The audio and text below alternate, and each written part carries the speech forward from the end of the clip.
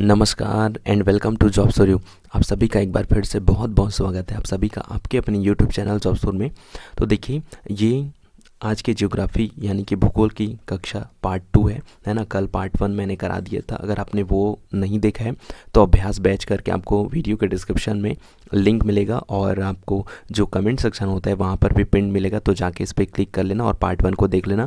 देखिए, अब मैं क्या सोच रहा हूँ कि जैसे मैं क्या कम्प्लीटली 4 का सब्जेक्ट कराने वाला था, लेकिन मैं सोच रहा हूँ कि अब कम्प्लीटली जो भूगोल का है ना, जो 6th क्लास का जो कंप्लीट जियोग्राफी की जितने भी चैप्टर हैं उनको पहले करा देता हूँ। फिर एक एक क्लास का एक एक टॉपिक कंप्लीट करते जाएंगे, जिससे क्योंकि देखिए एक दिन में अब इसके आपको कंप्लीटली 3 क्लासेस मिलने वाली है, तो इस तरह से एक दिन में 3 चैप्टर ख़त्म हो जाएगा कंप्लीटली। तो जल्दी सारा चीज़ होते जाएगा। ओके, तो फिर चलिए आगे बढ़ते हैं। अगर एक आगे बढ़ूँ इससे पहले और है चैनल में पहली बार विजिट किया हो तो चैनल को सब्सक्राइब कर लेना वीडियो को पूरा देखने के बाद। तो चलिए आगे बढ़ते हैं और यहाँ पे पहला क्वेश्चन है।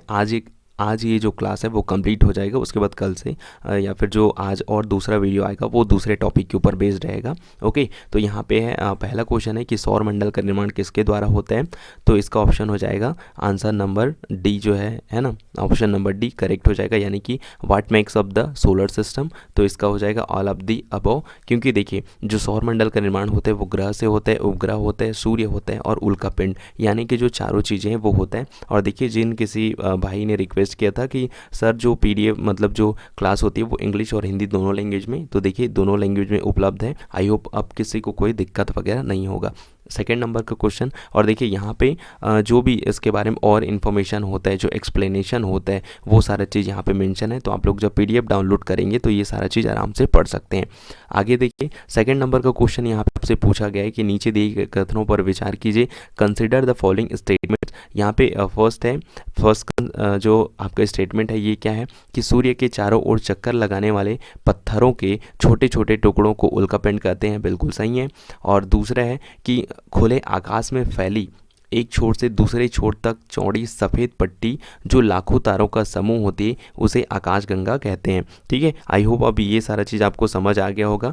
तो देखिए एक बार इसको पढ़ देते हैं ना। आई होप, देखिए यार टाइम ज़्यादा होगा, इसलिए आप लोग जो भी इंग्लिश वाले हैं वो यहाँ पे जब मैं इसको पढ़ रहा हूँ तो वो अपना इधर का कॉन्सेप्ट जो है क्लियर कर सकते हैं। तो देखिए यहाँ पे जो पहला स्टेटमेंट है दूसरा स्टेटमेंट है बिल्कुल दोनों सही हैं, इसलिए इसका सही आंसर हो जाएगा ऑप्शन नंबर सी, यानी कि पहला और दूसरा दोनों कथन बिल्कुल सही हैं। इसके बारे में देखिए एक्सप्लेनेशन यहाँ पे दिए गए, इसको ज़रूर पढ़ लेंगे। आगे चलते हैं। आगे चलते हुए यहाँ पे हम लोग देखते हैं तीसरा नंबर का सवाल पूछा गया है, नीचे दिए कथनों ने है ना, नीचे दिए गए कथन एवं कारण पर विचार कीजिए। तो पहला कथन क्या है कि पृथ्वी से हमें चंद्रमा का केवल एक ही भाग दिखाई देता है, ये भी बिल्कुल सही है। ओके, कथन है। और कारण क्या है कि चंद्रमा के द्वारा पृथ्वी का एक चक्कर पूरा करने में लगने वाला समय अपने अक्ष पर एक चक्कर पूरा लगने वाले समय से अधिक होता है। तो आई होप आप सबने इसका आंसर दे दिया होगा। तो इसका सही आंसर हो गया है ना। तो इसका सही आंसर हो जाएगा दोस्तों कि है ना, यहाँ पे जो पहला नंबर का ऑप्शन है कि कथन एवं कारण सही है तथा कथन कारण की सही व्याख्या करता है। ओके, तो इसका सही आंसर ये हो जाएगा। अब अगला नंबर का सवाल देखिए, यहाँ पे दिया गया एक्सप्लेनेशन ज़रूर पढ़ लेंगे। आगे बढ़ते हुए यहाँ पे देखिए चौथा नंबर का सवाल है कि नीचे दिए गए कथनों में से कौन सा कथन सत्य है। आपको बताना है कि नीचे दिए गए स्टेटमेंट में से कौन सा स्टेटमेंट सही है।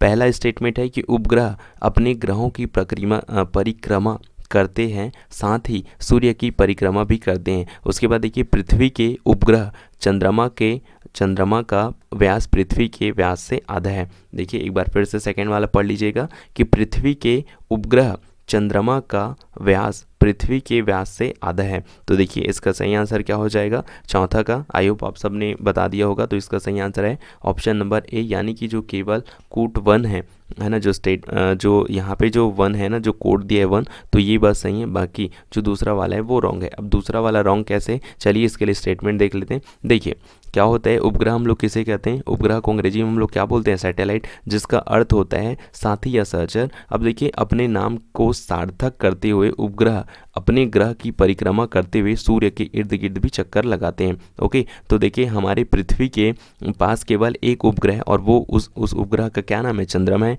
इसका व्यास जो है पृथ्वी के व्यास के केवल 1/4 है ना, 1/4 है। और यह इतना बड़ा इसलिए प्रतीत होता है क्योंकि हमारे ग्रह यह हमारे ग्रह से अन्य खगोलीय पिंडों की अपेक्षा नज़दीक में है। ओके, आई होप आप सबने पता होगा। अगर आपको याद आ रहा होगा तो मैंने कल आपको जो हमारा अर्थ है ना, जो हमारी पृथ्वी है और उससे जो मून की दूरी है वो मैंने आपको बताया था। तो अगर आपको याद होगा तो प्लीज़ कमेंट सेक्शन में राइट डाउन ज़रूर करना। अब चलिए आगे बढ़ते हैं। 5वां नंबर का सवाल यहाँ पर आपसे पूछा गया है कि नीचे दिए गए ग्रहों में सबसे अधिक चंद्रमा प्राकृतिक उपग्रह किसके पास है। आपको बताना है कि किसके पास प्राकृतिक उपग्रह सबसे अधिक है। तो इसका सही आंसर हो जाएगा ऑप्शन नंबर ए, यानी कि जो आपका शनि ग्रह है उसके पास है ना। टोटल कितना है देख लीजिए, तो टोटल उसके पास 82 उपग्रह है ना, 82 उपग्रह है। क्योंकि जब उसके पास मतलब जब 20 नए उपग्रह खोजे गए तो खोज के बाद अब टोटल जो शनि ग्रह है उसके पास टोटल 82 जो है उपग्रह हो गए।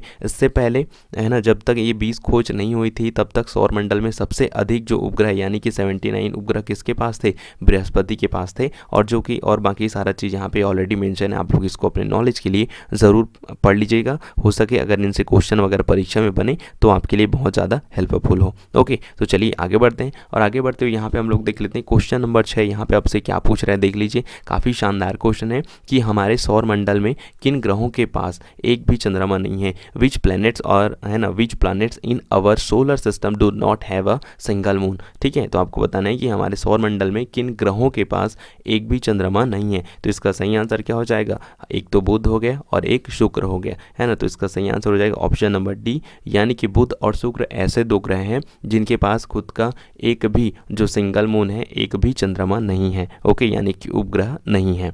आगे बढ़ते हुए देख लेते हैं, है ना। आगे बढ़ते हुए हमारा 7वां नंबर का क्वेश्चन है। यहाँ पे पूछा गया आप लोगों से कि कौन से वे दो ग्रह हैं जिनका सौर मंडल के अन्य ग्रहों की तुलना परिक्रमण विपरीत दिशा में, यानी कि which are the two planets whose rotation is in the opposite direction compared to the other planets on solar system। आपको बताना है कि कौन से दो ग्रह हैं जिनकी जो परिक्रमण है, जो डायरेक्शन है ना, जो रोटेशन होता है वो अपोजिट है बाकी जितने भी ग्रह हैं उनकी में, है ना, उनके दिशा के कंपैरिजन में। तो चलिए इसका सही आंसर जान लेते हैं। क्वेश्चन नंबर 7वां का सही आंसर हो जाएगा ऑप्शन नंबर सी, यानी कि जो शुक्र है ना, इसका सही आंसर हो जाएगा ऑप्शन नंबर सी, यानी कि शुक्र और यूरेनस इनकी जो गति होती है वो बाकी अन्य ग्रहों की तुलना में विपरीत दिशा में होती है ना। यहाँ पे एक्सप्लेनेशन दिया है, आप लोग इसको ज़रूर पढ़ लेंगे। 8वां नंबर का सवाल सुनिए। 8वां नंबर का क्वेश्चन आपसे क्या पूछ रहा है कि हमारे सौर मंडल का सबसे बड़ा एवं सबसे छोटा ग्रह कौन सा है। देखिए काफ़ी आसान क्वेश्चन है, आई होप आप सबने इसका जो आंसर है वो ज़रूर दे दिया होगा। ठीक है, तो इसका सही आंसर क्या हो जाएगा, है ना। तो इसका सही आंसर हो जाएगा ऑप्शन नंबर ए जो है ना, यहाँ पे है ना 8वां नंबर का सही आंसर हो जाएगा ऑप्शन नंबर ए, जो इसका करेक्ट आंसर हो जाएगा बृहस्पति एवं बुध, है ना। यहाँ पे आप लोग देख सकते हैं एक्सप्लेनेशन है। उसके बाद यहाँ पे जो 9th है ना, 9वां नंबर का सवाल है कि पृथ्वी के सबसे निकटतम का ग्रह कौन सा है। देखिए ये तो काफ़ी बच्चों वाला सवाल हो गया, तो मैं चाहूँगा कि आप सभी इसका आंसर जो है कमेंट सेक्शन में ज़रूर से ज़रूर लिखें।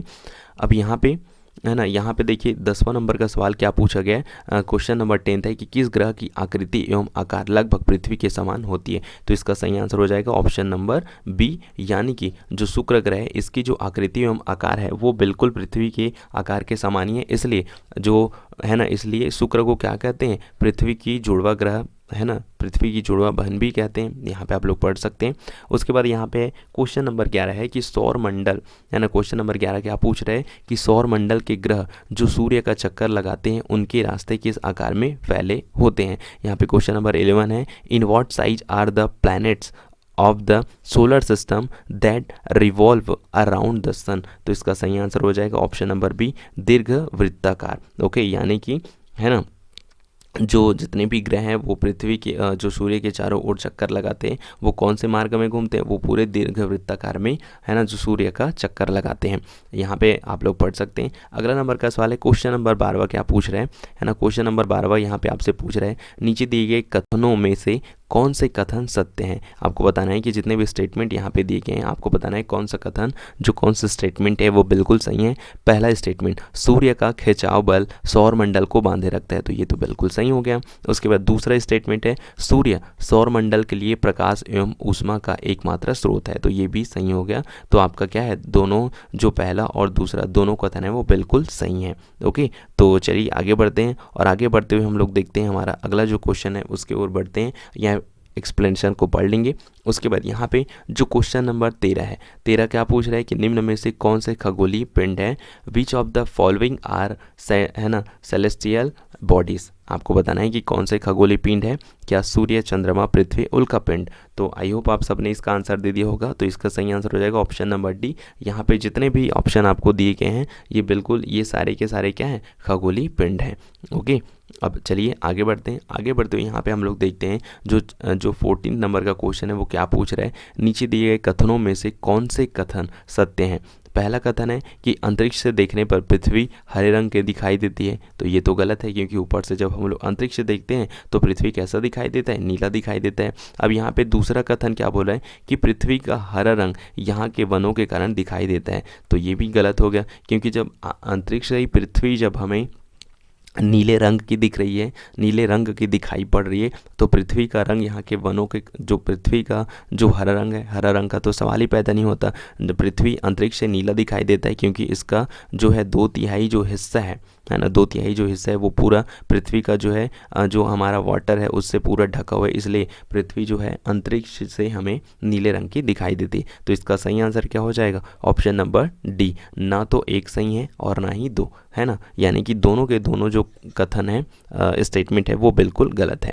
अगला है 15वां नंबर का सवाल है कि हमारे सौर मंडल में सूर्य का सबसे है ना सूर्य से सबसे दूर का ग्रह अवस्थित है।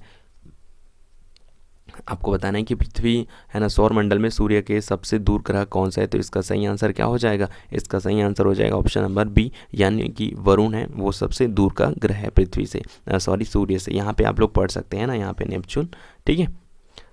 यहाँ पे अगला नंबर का सवाल है 16वां नंबर का सवाल आपसे पूछा गया है कि सौर मंडल में किन दो ग्रहों के बीच क्षुद्र ग्रह पट्टी पाई जाती है। Asteroid belt is found between which of the 2 planets in solar system. आपको बताना है कि जो है ना जो एस्टेरॉइड बेल्ट होता है ना, क्षुद्र ग्रह पट्टी होती है किन दो ग्रहों के बीच में पाई जाती है। तो इसका सही आंसर हो जाएगा ऑप्शन नंबर डी, यानी कि मंगल और पृथ्वी ग्रह के बीच में जो आपका एस्टेरॉइड बेल्ट होता है वो पाया जाता है, ठीक है। तो यहाँ पे दिए गए आप लोग इसको पढ़ लेंगे। अगला नंबर का सवाल देखिए, क्वेश्चन नंबर 17 है कि नीचे दिए गए कथन एवं कारणों पर विचार कीजिए। कथन क्या है कि बुध का सूर्य के चारों ओर परिक्रमण काल सौर मंडल के सभी ग्रहों में सबसे कम होता है। उसके बाद कारण क्या है कि बुध सूर्य का सबसे नज़दीक ग्रह है। तो देखिए इसका सही आंसर जो हो जाएगा ऑप्शन नंबर ए, कथन और कारण सही है तथा कारण कथन की सही व्याख्या करता है। अब इसके लिए चलिए एक्सप्लेनेशन इसके लिए ज़रूर पढ़ देता हूँ आप लोग के लिए, है ना। देखिए जितने समय में कोई ग्रह सूर्य के चक्कर लगाता है उसे हम लोग उसका क्या कहते हैं, परिक्रमण काल कहते हैं, ठीक है। अब परिक्रमण काल का वर्ग सूर्य से दूरी के घन के समानुपातिक होता है। तो देखिए यहाँ पे आपको क्या चीज़ पता चल गया कि परिक्रमण काल की जो परिभाषा है वो आपको यहाँ तक आई होप क्लियर हो गया। क्योंकि देखिए कोई भी जो ग्रह है ना वो सूर्य का जो यहाँ पे अगर मान लीजिए ये सन है, तो ये जो इतना इसका जो एक सर्कल मतलब एक चक्कर लगाने में जितना समय लेता है उसको हम लोग उसका क्या कहते हैं, परिक्रमण काल कहते हैं। अब देखिए इसलिए जो सूर्य के अधिक दूरी ग्रह वाले जो ग्रह हैं उनका परिक्रमण काल अधिक होता है और जो नज़दीक का ग्रह होता है उसका परिक्रमण काल कम होता है। अब चूंकि आप सभी को पता है कि जो बुध है वो पृथ्वी का सबसे नज़दीक ग्रह है, इसलिए है ना जो बुध का परिक्रमण काल भी कम होता है, यानी 88 दिन में 88 डेज में जो बुध ग्रह है वो सूर्य का परिक्रमण जो सूर्य के चारों ओर जो चक्कर लगाना होता है वो अपना कंप्लीट कर लेते हैं 88 दिनों में, इसलिए जो बुध का परिक्रमण काल होता है वो सबसे कम होता है। ओके, तो आई होप आप सभी को इसका जो एक्सप्लेनेशन है वो समझ आया होगा। आगे देखिए अगला क्वेश्चन क्या पूछ रहे हैं, नीचे दिए गए ग्रहों में से कौन सा ग्रह बाह्य ग्रह है।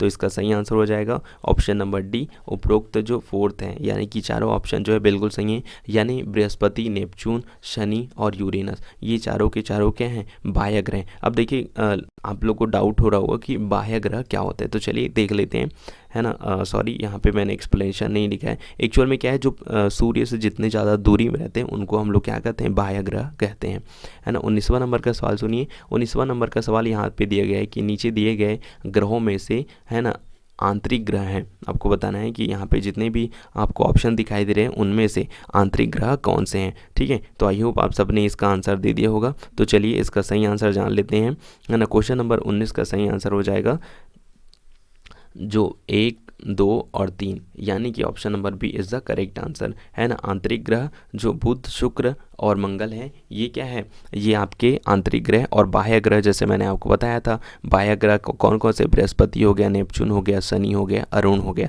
ठीक है। तो देखिए जो ग्रह दूरी के हिसाब से पृथ्वी सूर्य के नज़दीक होंगे वो क्या है, वो आपके आंतरिक ग्रह हो जाएंगे, और जो दूर हैं वो बाह्य ग्रह हो जाएंगे, ठीक है। तो अगर आप इसका एक्सप्लेनेशन वगैरह शायद मैंने चलिए अब यहाँ पे जो 20वां नंबर का सवाल है, 20वां नंबर का सवाल है, यहाँ पे काफ़ी इजी है कि सूर्य से बढ़ती दूरी के आधार पर ग्रहों का सही क्रम चुनिए। तो देखिए इसका सही आंसर हो जाएगा ऑप्शन नंबर डी, क्योंकि देखिए यहाँ पे सूर्य है तो सूर्य के जस्ट बाद कौन सा आता है आपका, बुध हो जाता है ना। बुध के बाद आपका हो जाता है शुक्र, शुक्र के बाद पृथ्वी, पृथ्वी के बाद आपका मंगल। तो ये इसका सही क्रम हो जाएगा।